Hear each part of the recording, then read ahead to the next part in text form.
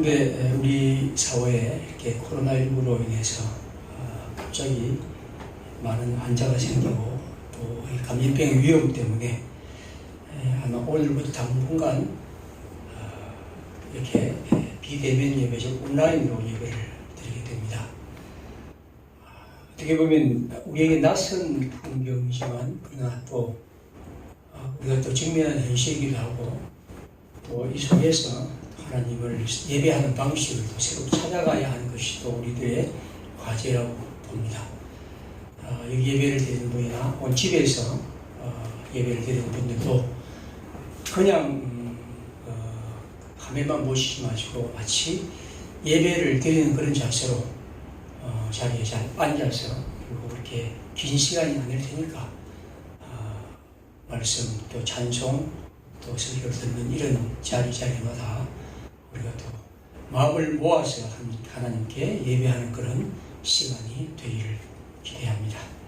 함께 마음을 모아서 하나님을 향한 예배를 드리겠습니다. 다 함께 일어나셔서 찬송가 14장 1절과 3절 경배 찬송을 부르겠습니다.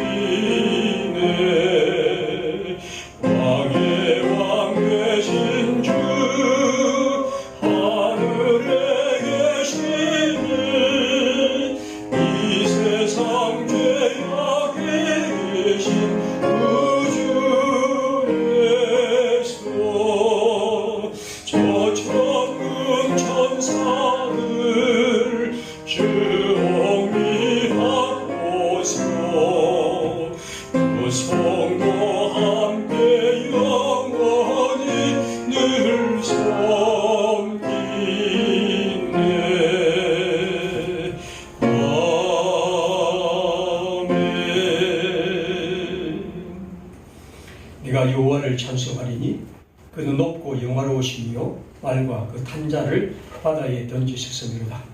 여호와는 나의 힘이요 나의 노래시요 나의 구원이시로다. 그는 나의 하나님이시니 내가 그를 찬송할 것이라.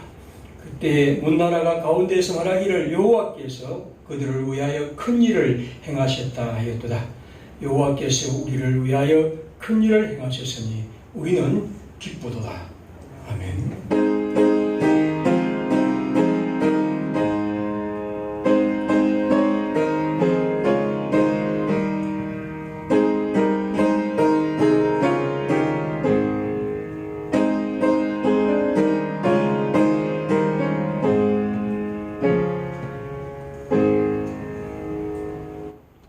이 공동의문을 함께 기도하겠습니다.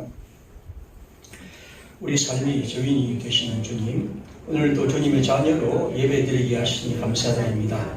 또다시 코로나 확산으로 인해 함께 모여 예배를 드리지 못합니다. 모이지 못하는 안타까움 크지만 주님께 나아가려는 심정은 더 진실하다. 더 이상 주님의 이름이 망령되게 불려지지 않게 하시옵소서. 예수 그리스도를 주님으로 믿으며 행동하는 교회, 요새 아픔과 슬픔에 동참하는 교회, 주님의 발자취를 따라가는 교회가 되게 하시옵소서. 코로나 폭우와 무더위로 지친 영혼들을 특별히 기억하시옵소서.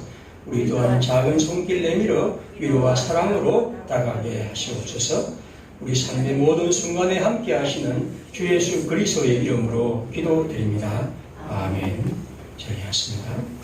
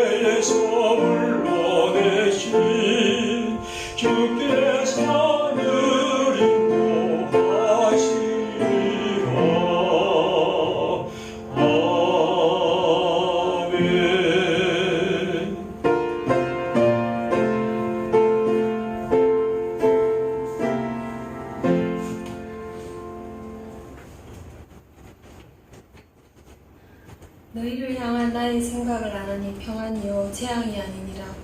너희에게 미래와 희망을 주는 것이니라. 하나님 아버지, 예레미야에서 이스라엘 백성에게 하셨던 말씀이 위로가 되는 한 주를 보내고 주일 맞았습니다. 이와 같이 저희들에게도 살아갈 소망이 되는 말씀을 주셔서 감사합니다. 지금은 코로나로 인해 연단과 고통의 시간을 보내고 있지만 끝내는 복된 일을 준비하시는 하나님으로 인해 새 희망을 갖게 하심을 감사합니다. 인간이 얼마나 연약하고 어리석은 존재인지요. 하나님 아버지, 저희들 용서하여 주시고 긍휼을 베풀어 주시옵소서. 스스로를 돌아보아 믿음에서 엎드러지지 않게 조심 또 조심하며 살기를 기도합니다. 그동안 저희들은 기도할 수 있었는데 하지 않았고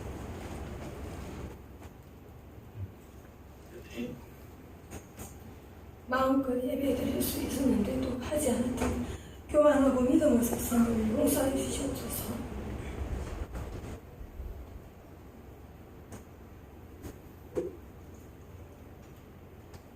이제 앞으로는 일상의 삶이 거룩한 예배가 되는 참 예배자가 되기를 간절히 기도합니다.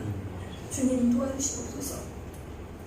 하나님의 은혜가 아니고서는 살 수 없음을 늘 인정하고 저희 모두에게 갈급한 심령을 부어주시옵소서. 하나님 아버지, 평화교회 당일을 축복하시고 기름 부어주시옵소서. 내 힘으로 하는 것이 아니라 하나님이 공급하시는 능력으로 모든 것들을 감당하기를 기도합니다. 교회에 속한 아기부터 연로하신 어르신들까지 지켜주셔서 한 명도 병들거나 지치지 않도록 새 힘을 부어주시옵소서. 하나님 아버지, 이 나라와 이 땅을 불쌍히 여겨주시옵소서. 이 힘든 시기를 위선자와 국민이 하나가 되어 지혜롭게 잘 헤쳐나갈 수 있기를 기도합니다. 또한 소외되고 어려움에 처한 이들을 돕는 데 교회가 책임을 다하겠사오니 지혜를 주시고 또한 실천하게 하옵소서. 죽어가는 북한을 위해서도 기도하게 하시고 통일을 준비하는 일에 교회가 미끄럼이 되겠사오니 도와주시옵소서. 주님, 오늘도 변함없이 말씀을 들고 단위에 서신 목사님께 그 옛날 엘리사에게 주신 영감을 갑절이나 더하여 주셔서 성령 충만케 하시고 듣는 저희들의 귀가 복되게 하시옵소서. 이 시간 각자의 처소에서 온라인으로 예배드리는 성도들에게도 같은 은혜를 부어주시옵소서. 예수님의 이름으로 기도드립니다.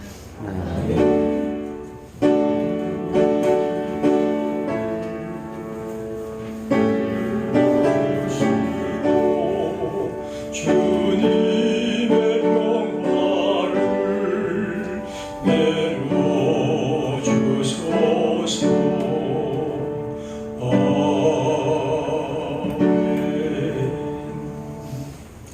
성경 말씀 예레미야 5장 30절부터 31절까지입니다. 예레미야 5장 30절과 31절입니다. 이 땅에 무섭고 놀라운 일이 있도다. 선지자들은 거짓을 예언하며 제사장들은 자기 권력으로 다스리며 내 백성은 그것을 좋게 여기니 마지막에는 너희가 어찌하려느냐.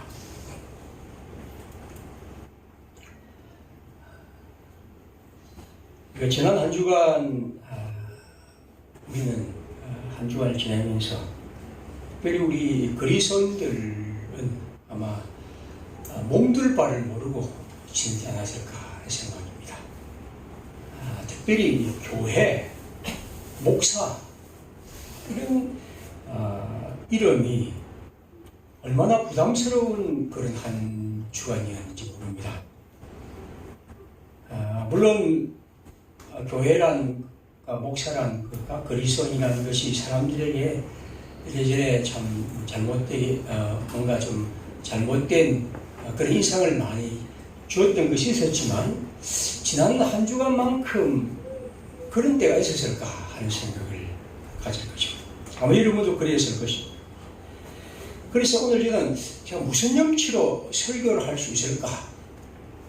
내가 목사라고 해서 설교를 한다고 하는데 도대체 그럴 만한 자격 혹은 또 그러한 행동이 되는가 하는 것이 계속해서 제게 가고 질문이었습니다.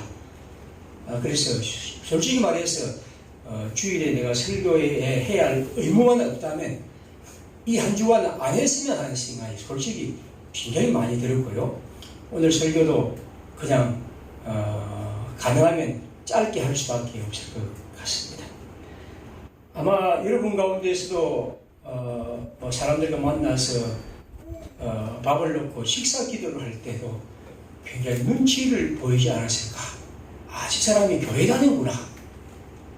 다시 말하면 교회라는 것이 예수를 믿는다는 것이 사람들에게 보일 때는 너무 부끄러운 시대가 오늘 우리 시대고 특별히 지난 한 주간이었고 또 우리는 그것이 우리가 지금 짊어져야 할 그런 짐이 되었습니다.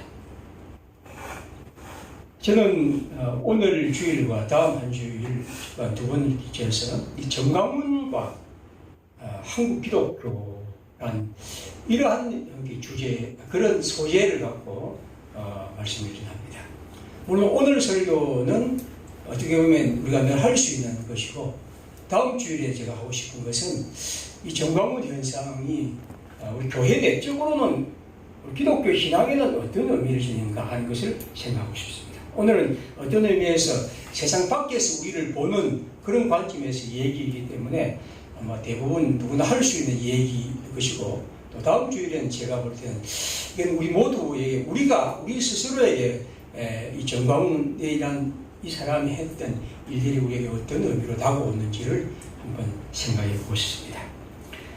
오늘의 주제는 마지막에는 너희가 어찌하려는가 하는 이 예레미야 예언자의 탄식 어린 얘기를 오늘 설교의 제목으로 삼습니다.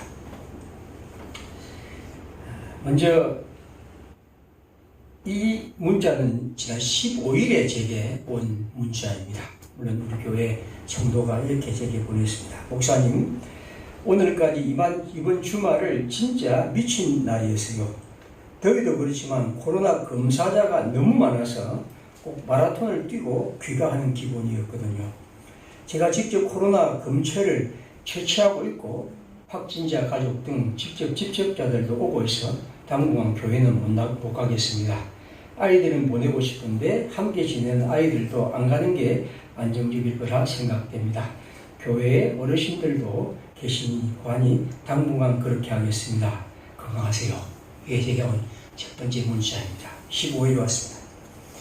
또 한 분은 18일에 제게 또 이런 글을 보냈습니다. 목사님, 더위에 무더위에 건강하신지요? 저는 잘 견뎌내고 있습니다. 다름이 아니라 요즘 저의 일이 부산 북구, 사상구, 해운대구 등등 취약계층 세대를 방문하며 일일이 사람들을 만나고 있답니다. 물론 마스크를 쓰고 업무를 보고 있지만 거기에 걱정스러워 당분간 인터넷 예배를 드릴까 합니다. 사람들을 많이 만나고 다니니 혹시나 다른 분들에게 폐가 될까 염려되는군요. 말씀드려야 하나 카톡으로 대신 전합니다. 건강 잘 지내십시오. 이 두 문자를 제가 글을 보면서 참 우리 성도들이 참 살아가는 것이 지금 이 시대를 해치하는 것이 참 힘들겠구나. 물론 제게 이렇게 보낸 두 문자가 그렇지만 아마 여러분들도 지금 사람들과의 관계에서 참 힘든 시기를 보내고 있을 것입니다.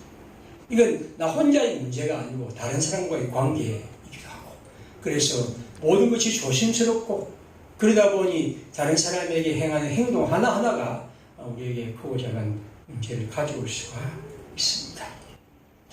한국은 어떤 의미에서 코로나19에서 꽤 모범적인 국가로 알려졌고 그래서 다른 나라에서도 한국에 대해서 칭찬했습니다. 하지만 지난 주간에 외신 보도들이 좀 반대죠.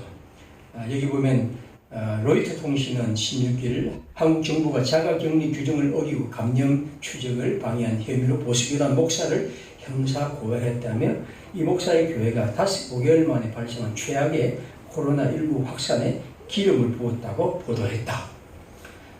또 블룸프 통신 역시 한국 교회에서 불길 확산 이후 대규모 감염 경고라는 제가의 기사를 타진했다.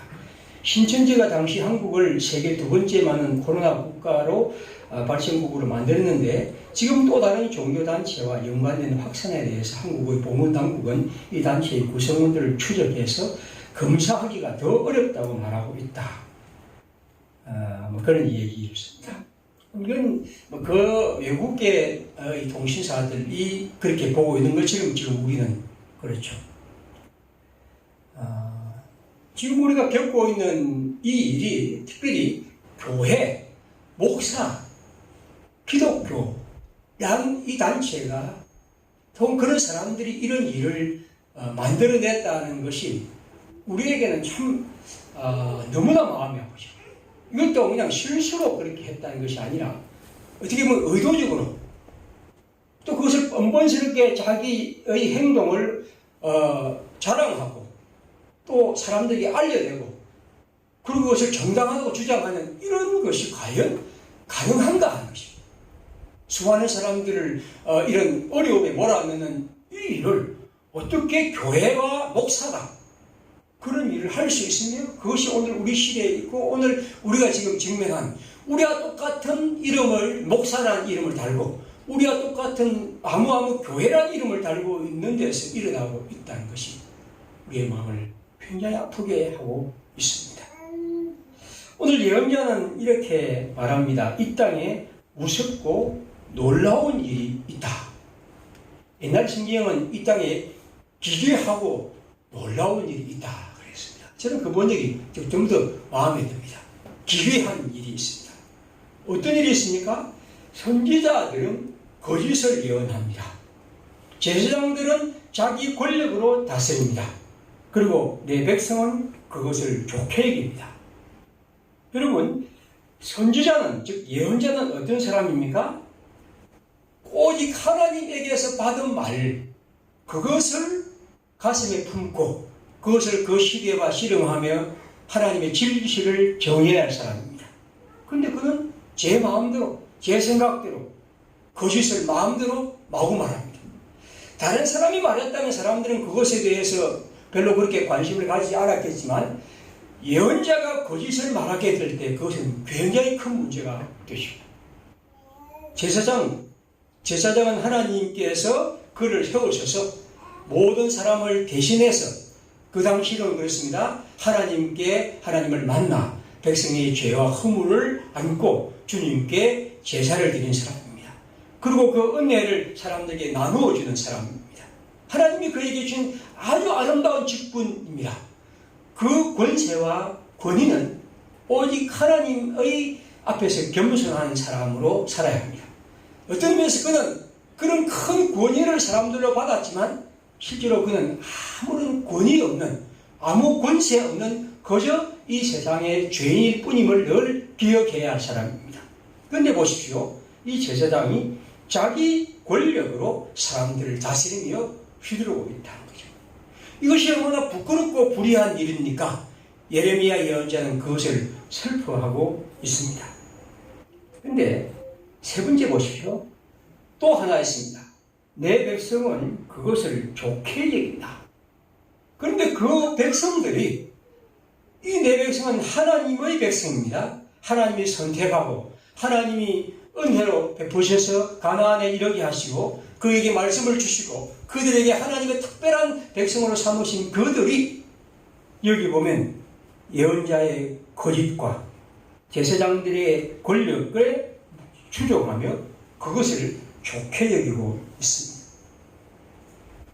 어쩌면 다른 종교 지도자들이 이런 행동에 대해서 하나님의 마음은 백성들은 그걸 좋게 여기지 말아야지 왜 그것을 따라가고 그것에 추종하느냐 하는 것입니다.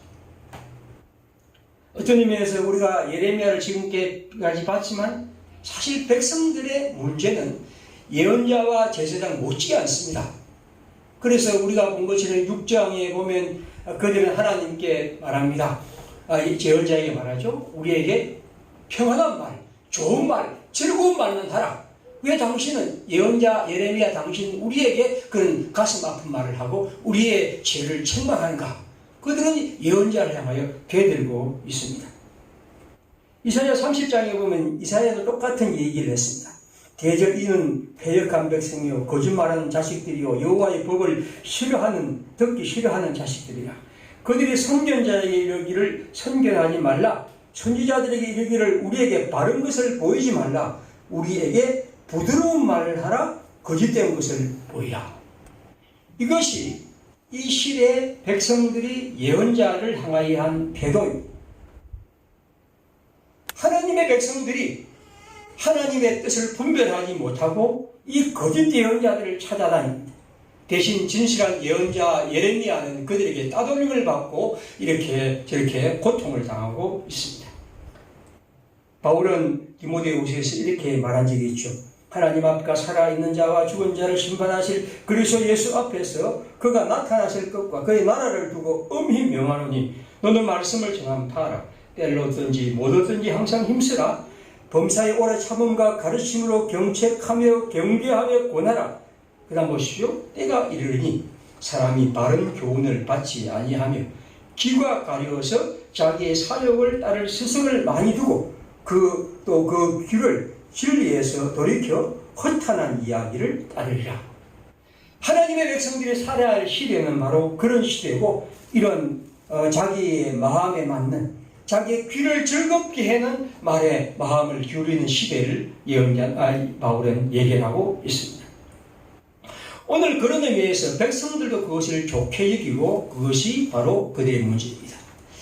저는 목사로서 예언자와 제사장들의 잘못에 대해서 어느 누구 못지않게 마음 아파하고 그것이 우리의 책임이라고 봅니다.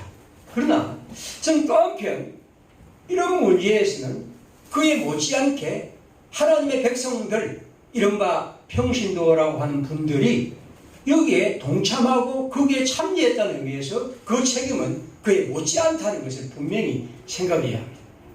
하나님의 나라가 하나님의 백성들의 주체적인 참여를 한다면 적어도 이런 문제에 대해서 스스로 판단하고 스스로 책임을 지고 스스로 하나님 앞에 자기가 서야 한다는 것을 느끼는 것이지 다른 어떤 정책 기반자 혹은 누구누구의 지도자의 탓을 돌리는 것은 진정한 태도는 아니라고 봅니다. 오늘 예언자는 우리에게 그런 얘기를 통해서 이 시대가 이런 슬픈 시대임을 말합니다. 자, 제가 새삼스럽게 이 정광훈 씨의 얘기를 그리고 사랑제일교회라는 교회의 얘기를 그렇게 말할 필요가 뭐가 있겠습니까? 우리는 많이 듣고 보고 있기 때문이죠. 어떻게 저런 설교를 할 수 있을까 하는 거예요. 그의 이름이 반스 목사라 이 참 너무나 부끄럽고 붙일 수 없는 그런 이름을 갖고 있고 그리고 그가 하는 청교도 영성수련회인가 하는데 수많은 목회자들과 사람들이 모여서 그 입을 벌리고 앉아 듣고 있는 이 모양 이게 도대체 기독교가 도대체 어떤 것인가? 그런데 신천지는요 이런 문제가 있으니까 미안한 마음이라도 가졌습니다. 그런데 여기는 아니에요. 거의 그냥 완전히 자기 자신이 무슨 진리를 투사냐 그렇게 행동하는 그 사람이나 그의 교회의 모습을 보면 우리가 여러분이 보셨겠지만 코로나 확진을 받고 병원에 입원해 있는데 탈출을 했습니다. 그리고 마음대로 돌아다니다가 잡혔습니다. 이게 어떻게 가능할까요? 심지어 어떤 사람은 자기 식당에 이제 이 사랑제일교회인가 이 교회의 교인인데 자기 식당에 이제 교인 부부가 있는데 그 코로나 검사를 하기 위해서 오니까 그 보건소 직원을 껴안고 비비면서 니도 코로나 한번 걸려봐라 라고 했다는 것이죠. 그래서 그 보건소 직원이 그것 때문에 자가격리를 했다는 그런 신문기사를 봅니다. 자, 여러분 어떻게 교회는 목사는 그렇게 무식하고 무지막지하고 예의라는 거고 아나무인이고 자기밖에 생각할 줄 모르고 어떤 것을 정오스럽게 말하고 이런 것이 가능한가 하는 것입니다.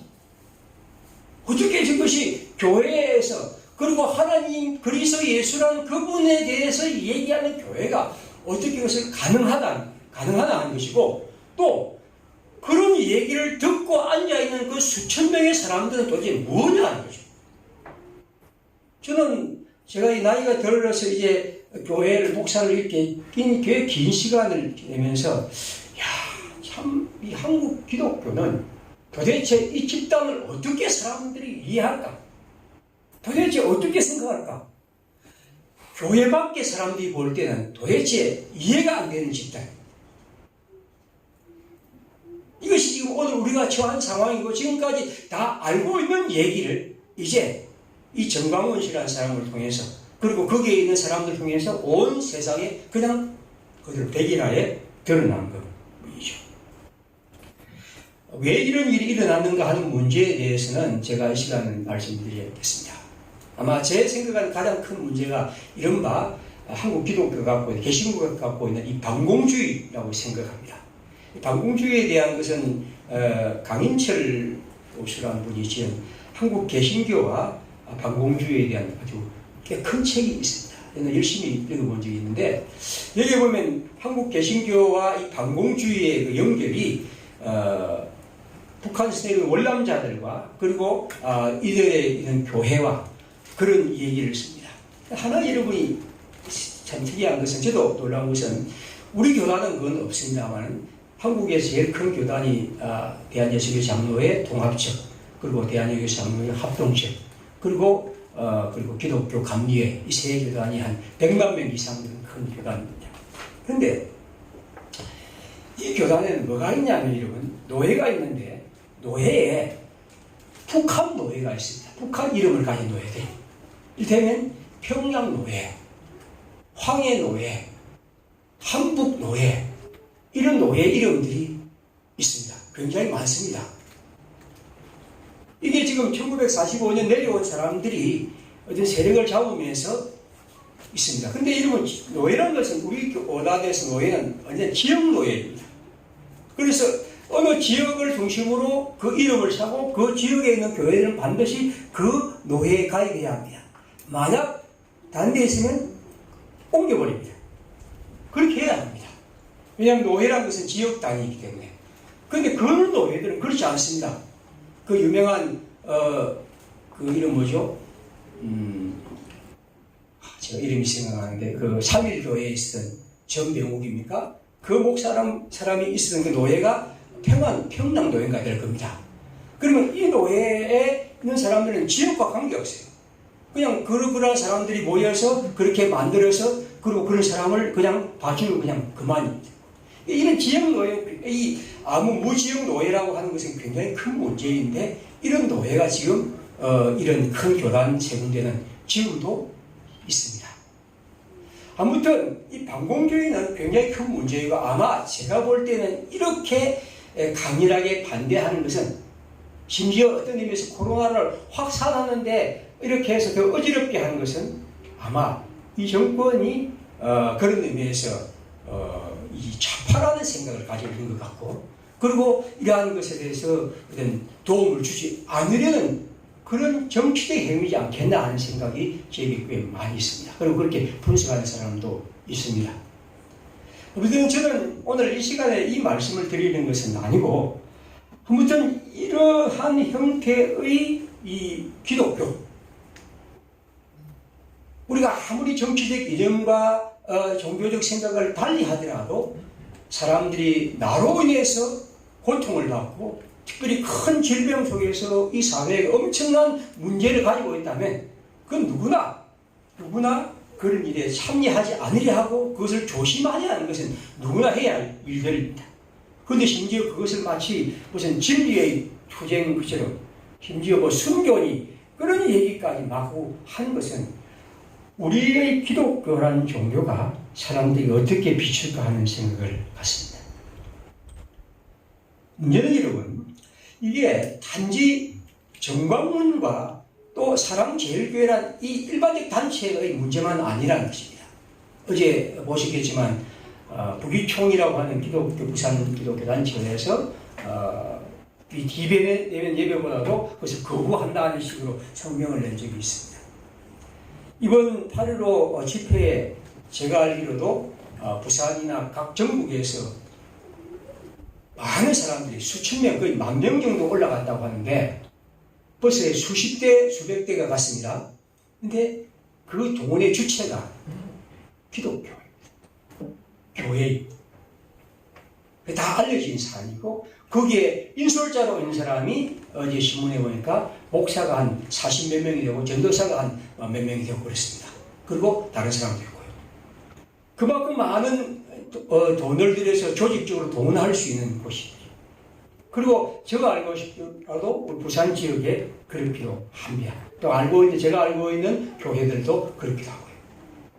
여러분, 이런 것들이 사람들이 볼 때 기독교란 이 종교에 대해서 어떻게 생각할까 하는 것입니다. 올 초에 이건 이제 코로나가 발생하기 전이었죠. 신령기도회가 부산, 울산, 경남 지역에서 부산에서 백석고에 열렸습니다. 그때 주강사가 정광훈 씨입니다. 정광훈 씨가 왔을 때 그때 조직위원회에서 부산 수영로교회 정필도 원로 목사, 호산나교회 최홍윤 홀로 목사가 상임 대회장을 받았습니다. 그리고 구포에 있는 시원성교회 이성구 목사가 또한 공동 대회장의 이름을 올립니다. 거기 보면 마산교회 원대회 목사는 저도 아는 사람인데 이 사람이 또 합심 기도를 했고 그 다음에 아마 이름이 알지 모르지만 송영욱 목사라고 하는 사람이 또한 그런 참석을 했습니다. 근데 결국 뭐냐면 이건 단지 그 사람만의 문제가 아니고 오늘 우리 기독교가 지금 당면한 문제라는 것을 말씀을 드립니다. 아무튼 제가 오늘 말씀드리고 싶은 것은 이걸 어떠한 한두 사람의 문제가 아니고 우리 교회가 지금 안고 가야 할 또 그 속에서 우리가 이 문제를 우리의 것으로 안고 살아가야 한다는 겁니다. 물론 우리는 그런 문제에 관심도 없고 또 그것이 우리가 아무 관계가 없는 일이기도 합니다. 하지만 그들이 교회이기도 하고 그들이 목사이기도 한다면 오늘 우리 같은 교회로서 같은 목사로서 같은 그리스도인으로서 이것이 우리들의 과제여야 합니다. 오늘 예언자 예레미야는 이렇게 말합니다. 그 마지막에는 너희가 어찌하려느냐. 이런 일이 끝없이 일어나고 이런 일이 끝없이 우리 속에서 일어나고 있는데 이 마지막이 어찌 되려는가. 매우 두려운 일입니다. 우리가 알다시피 예언자 예레미야가 말한 것처럼 이 마지막에는 그들은 예루살렘은 바벨론에게 멸망당하고 이스라엘은 성전이 무너지고 그들은 오랜 시간 동안 고통 속에 걸어갑니다. 그 마지막은 결국 이런 큰 고통과 아픔이 되죠. 우리가 하나님의 교회가 하나님의 백성들이 하나님의 사람으로 진정으로 새롭게 서지 못할 때 일어날 마지막은 크고 놀라운 문제가 될 것입니다.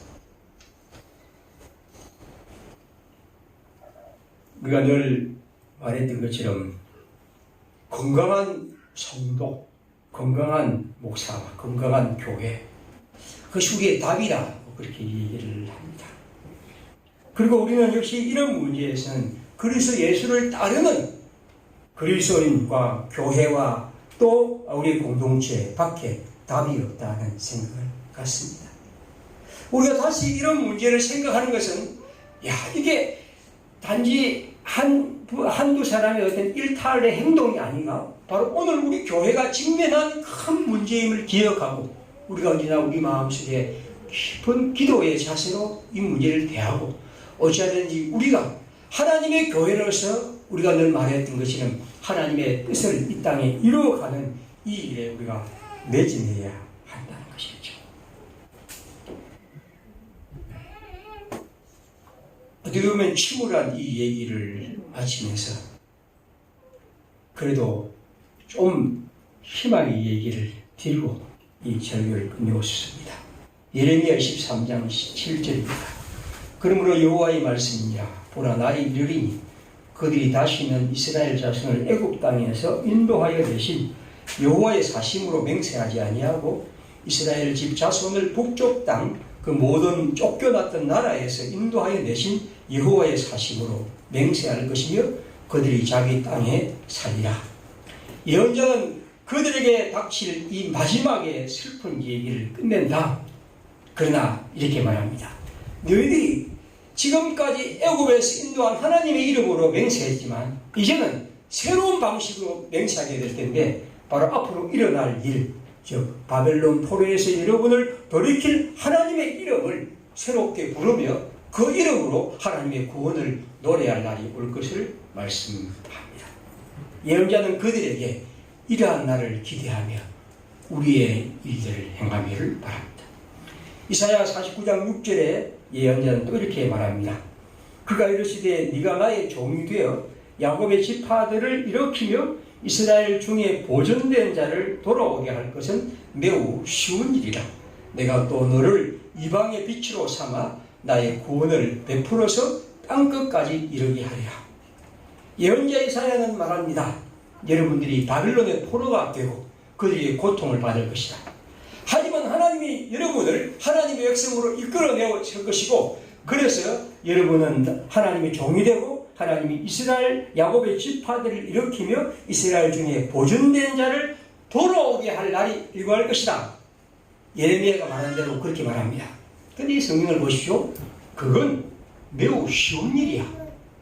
이 쉬운 일이라는 것은 그것만이 아니라는 것입니다. 그 다음 뭡니까? 내가 즉 하나님의 백성 이스라엘을 또 너를 이방의 빛으로 삼아 나의 구원을 베풀어 땅끝까지 이르게 하리라. 이제 하나님이 그들을 통해서 이루실 새로운 일은 그들을 하나님의 백성으로 부르실 뿐 아니라 그 이스라엘을 통해서 그를 이방의 빛으로 삼아 그들이 하나님의 구원의 자리에 이룰 수 있는 그런 시대를 주신다는 것입니다. 다른 성경에 보면 그들이 그 포로되어 다른 백성을 만나고 바벨론과 또 애굽과 수많은 나라들을 만나면서 그들과 접촉하며 하나님의 말씀을 전하고 살아가는 가운데 그들이 하나님을 깨닫게 되고 하나님의 구원의 백성에 참여하는 통로가 되었다는 거죠.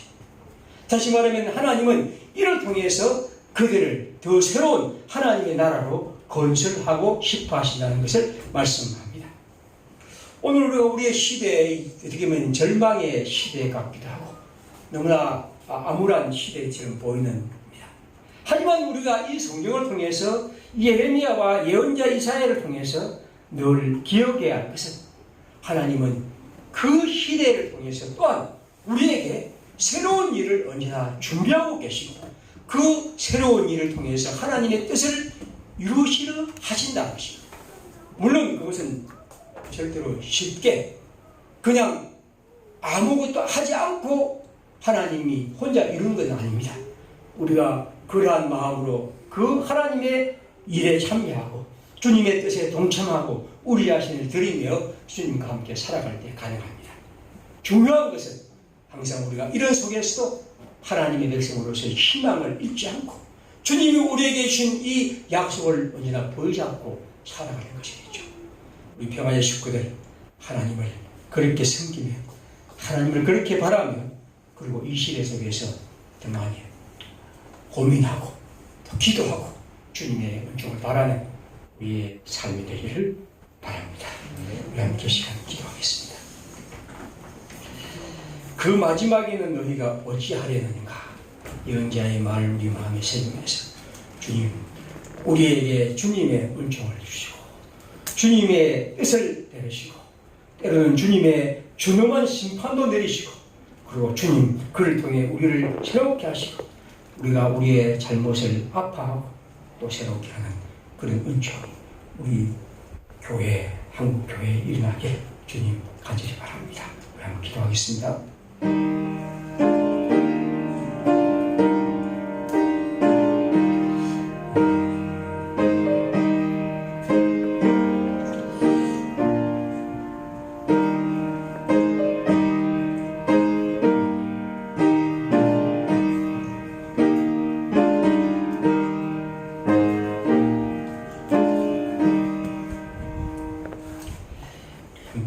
찬송 340장 찬송하겠습니다.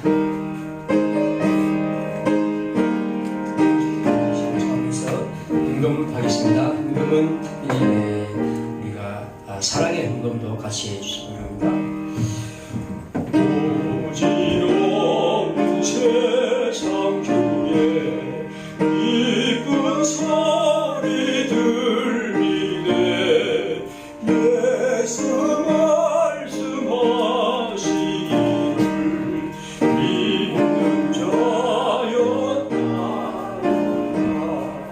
세상 헛된 신과 영화 모두 내어버렸네. 예수 친히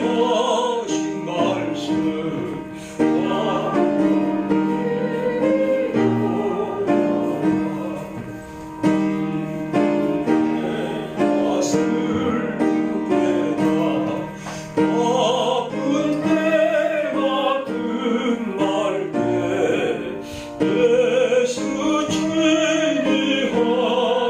말씀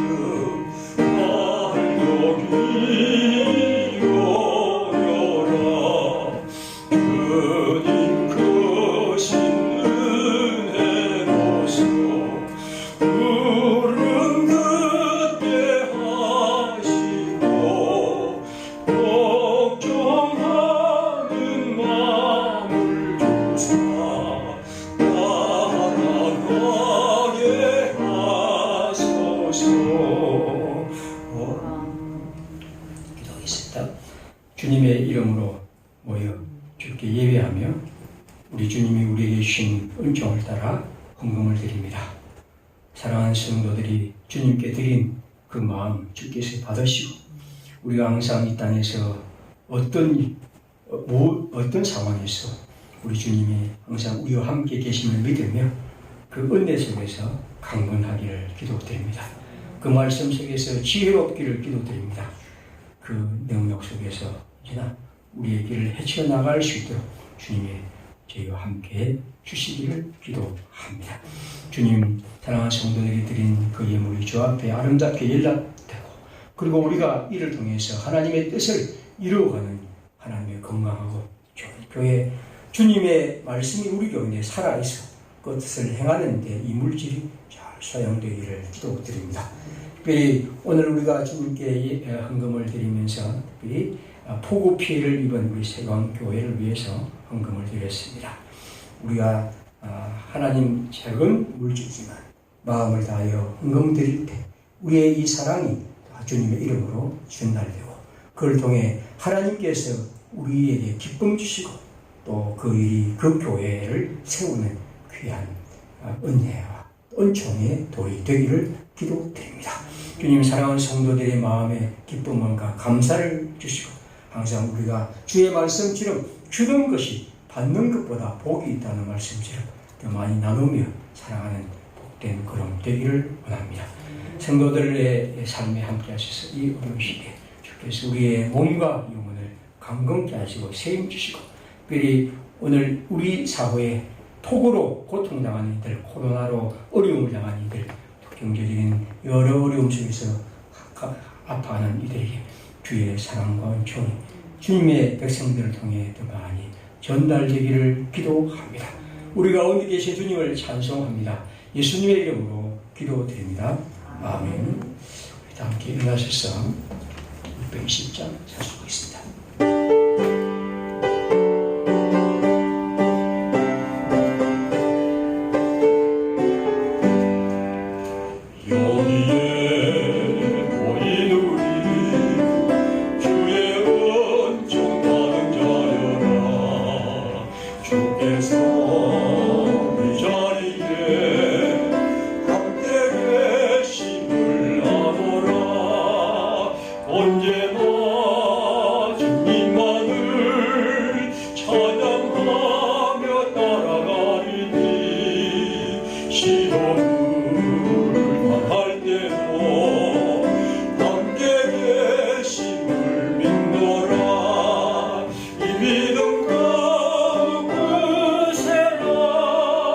주가 지켜주시네.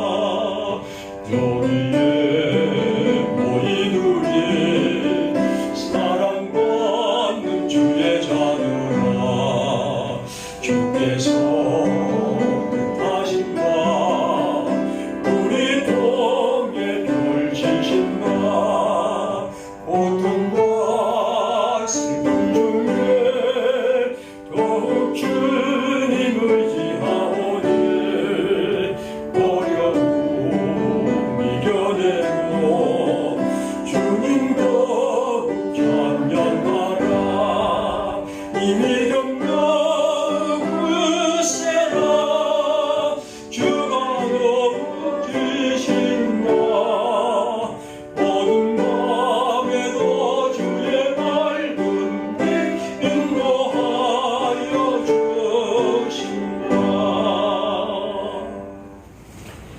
우리의 길과 진리와 생명이신 주 예수 그리스도의 은혜와 하나님의 크신 사랑과 성령의 충만하심 주님의 백성들과 주님의 교회를 위해 그리고 우리가 사랑하며 섬기며 또 주의 뜻 이루기를 원하는 이 모든 일터에 늘 함께 계실지어다. 아멘.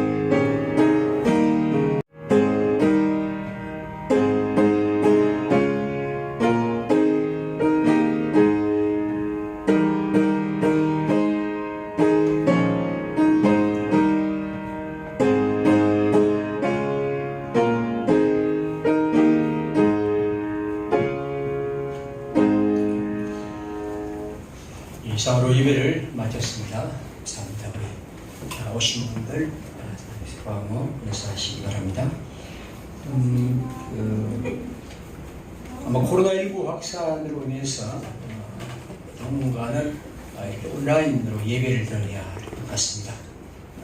우리가 집에서도 힘내시고 또 경건한 마음으로 함께 예배에 참여해 주시길 바랍니다.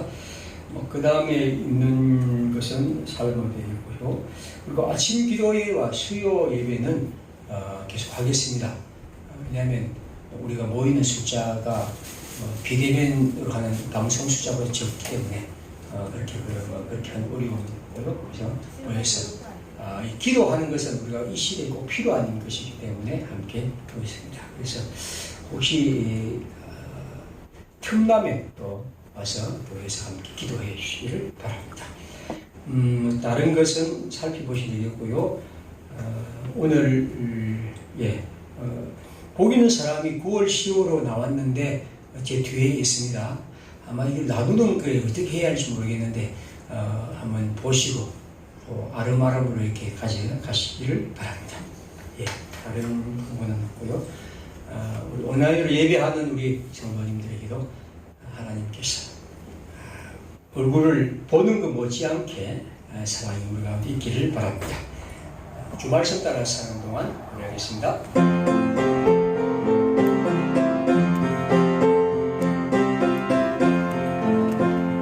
주 말씀 따라 사는 동안 지치지 않게 하시고 주 말씀 따라 가는 동안 주님